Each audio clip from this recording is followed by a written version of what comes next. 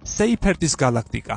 სეიფერტის ტიპის გალაქტიკებში შედის ყველა სხვა ცნობილი აქტიური გულისმფონე გალაქტიკები, სტანდარტული კვაზარების გარდა. სახელი ეწოდა ამერიკელი ასტრონომის კარლ სეიფერტის საპატივსაცემოდ, რომელმაც 1954 წელს პირველმა მიაქცია ყურადღება გალაქტიკების აქტიურ გულებს. გამოიყოფა ორი ტიპის სეიფერტის გალაქტიკა. პირველი ტიპის სეიფერტის გალაქტიკები გამოირჩევიან შთანთქმის მკაფიო ხაზებით, რომელიც გამოწვეულია აქტიური გულის მიერ გაზების 1000 კილომეტრ/წამს სიჩქარეზე მეტად აჩქარებით. მეორე ტიპის სეიფერტის გალაქტიკებში კი გაზების სიჩქარე 1000 კილომეტრ/წამზე ნაკლებია. სეიფერტის გალაქტიკები ხილულ სინათლეში გამოიყურებიან როგორც ჩვეულებრივი სპირალური გალაქტიკები, მაგრამ ინფრაწითელი გამოსხივება სტანდარტულზე ბევრად მეტი უფიქსირდებათ. ასევე მათი უმრავლესობა რენტგენული გამოსხივების მძლავრი წყაროა. სეიფერტის გალაქტიკები კვაზარებს მიეკუთვნებიან, მაგრამ ბევრად უფრო ნაკლებ ენერგიას ასხივებენ. შესაძლოა, რომ სეიფერტის გალაქტიკები გალაქტიკების მხოლოდ 1%-ს წარმოადგენდნენ. რადიოგალაქტიკების სამყაროს რადიოგამოსხივების უმთავრესი წყაროა. ზოგიერთი მათგანი ცალკე მდგომი გალაქტიკაა. უმრავლესობა კი გალაქტიკურ კლასტერებში აღმოაჩინეს. აჯობებს რადიოგალაქტიკების სამი კონკრეტული შემთხვევა გავნიხილოთ.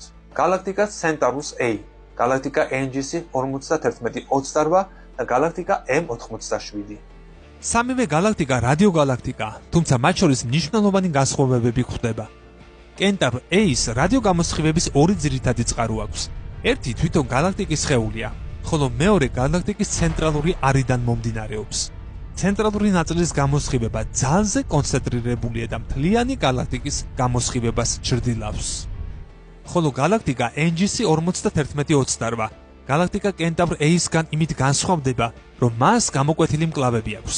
ეს მკლავები ცენტრალური ჰიპერმასიური შავი ხვრელის მიერ წარმოიქმნება მატერიის აჩქარებით და შემდგომ პოლუსებიდან მათი ამოფრქვევით.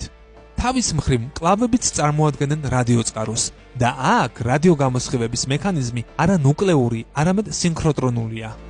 ის ყველაზე ცნობილი ჰიპერმასიური შავი ხვრელის პატრონი გალაქტიკაა. ეს პირველი შემთხვევაა, როდესაც ასტრონომებმა მოახერხეს და გალაქტიკის ცენტრში არსებული ჰიპერმასიური შავი ხვრელი გადაიღეს. მისი ფოტო 2017 წელს გამოქვეყნდა და ასტრონომიაში ეს იყო ნამდვილად ისტორიული მოვლენა. დაახლოებით 6,5 მილიარდი მზის მასის შავი ხვრელი ერთ-ერთი ყველაზე მასიურია ცნობილებს შორის. თვითონ გალაქტიკა შავი ხვრელის პოლუსების გასწვრივ გრძელი მკლავებით გამოირჩევა და რადიოგამოსხივების გამორჩეულ წყაროს წარმოადგენს. ბლაზარი შეგვიძლია წარმოვიდგინოთ როგორც კვაზარი სტეროიდებზე. ბლაზარის ტიპის გალაქტიკები ელიფსურია და მათი ცენტრალური შავი ხვრელის აქტიურობა უმძლავრესი ჯეტების გამოწყოცნას იწვევს ულტრარელატივისტური სიჩქარით. ბლაზარები აერთიანებს ბიელ-ლაცერტიტების ტიპის გალაქტიკებსა და კვაზარებს.